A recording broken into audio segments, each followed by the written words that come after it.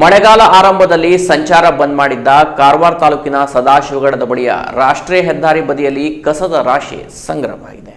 ಸದಾಶಿವಗಡದಿಂದ ಕಾಳಿ ಸೇತುವೆಗೆ ಸಂಪರ್ಕಿಸುವ ರಸ್ತೆಯಲ್ಲಿ ಈ ಹಿಂದೆ ಕಲ್ಲು ಬಂಡೆಗಳು ಉರುಳಿದವು.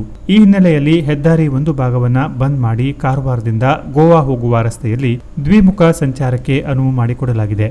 ಆದರೆ ಇದೀಗ ಬಂದ್ ಆಗಿರುವ ರಸ್ತೆಯ ಬದಿಯಲ್ಲಿ ಕಸದ ರಾಶಿ ಸಂಗ್ರಹವಾಗಿದ್ದು ರೋಗದ ಭೀತಿ ಎದುರಾಗಿದೆ.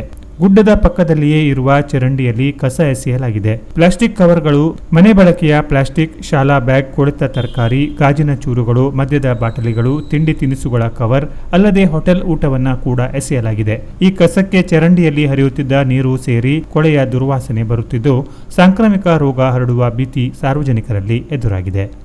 ಈಗಾಗಲೇ ಸ್ಥಳೀಯರು ಈ ಬಗ್ಗೆ ಚಿತ್ತಾಕುಲ ಗ್ರಾಮ ಪಂಚಾಯಿತಿಯ ಅಧಿಕಾರಿಗಳಿಗೆ ಮನವಿ ನೀಡಿದ್ದು ಅಧಿಕಾರಿಗಳು ಕೂಡ ಸೂಚನಾ ಫಲಕ ಅಳವಡಿಸಿದ್ದಾರೆ. ಆದರೂ ದಿನದಿಂದ ದಿನಕ್ಕೆ ಕಸದ ರಾಶಿ ಹೆಚ್ಚಾಗುತ್ತಿದ್ದು ಸೂಕ್ತ ಕ್ರಮ ಕೈಗೊಳ್ಳುವಂತೆ ಸಾರ್ವಜನಿಕರು ಆಗ್ರಹಿಸಿದ್ದಾರೆ.